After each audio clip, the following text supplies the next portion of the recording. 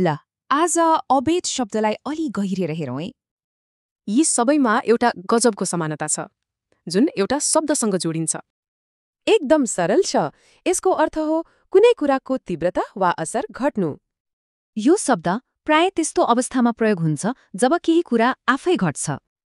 सोच्नुहोस् त, रात छिप्पिँदै जाँदा आँधीको वेग बिस्तारै घट्दै जानु, त्यो एबेट हुनु हो। त्यस्तै तातो कफीले पोलेको दुखाइ बिस्तारै कम हुनुलाई पनि अबेट भन्न सकिन्छ। अब यसको अर्को पाटो पनि छ। एबेटेलाई सक्रिय रूपमा पनि प्रयोग गर्न सकिन्छ। खास गरी व्यापार र सरकारी नीतिमा यो शब्दको अर्थ अझै विशेष हुन्छ। सरकारहरूले नयाँ क्षेत्रमा लगानी र रोजगारी बढाउन यस्तो कर छुट दिने गर्छन्। यसको मतलब यसको प्रयोग कुनै नकारात्मक अवस्थालाई जानी घटाउनको लागि पनि हुन्छ।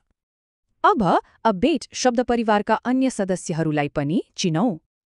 अन उपसर्गले यसको अर्थलाई पुरै उल्टाइदिन्छ, यानि कुनै कमी नआउनु। अर्थ कम हुनु नै हो, तर एबेट शब्दको प्रयोग अलि बढी औपचारिक र साहित्यिक मानिन्छ। त्यसैले यो शब्दले अवस्थाको गम्भीरतालाई पनि अलि बढी जोड दिन्छ। यसलाई सम्झने एउटा सरल तरिका, केही तीव्र चीजको असर घट्दै गएको कल्पना गर्नुहोस्। ल त्यसो भए आज सिकेका मुख्य कुराहरूलाई फेरि एकपटक हेरौं।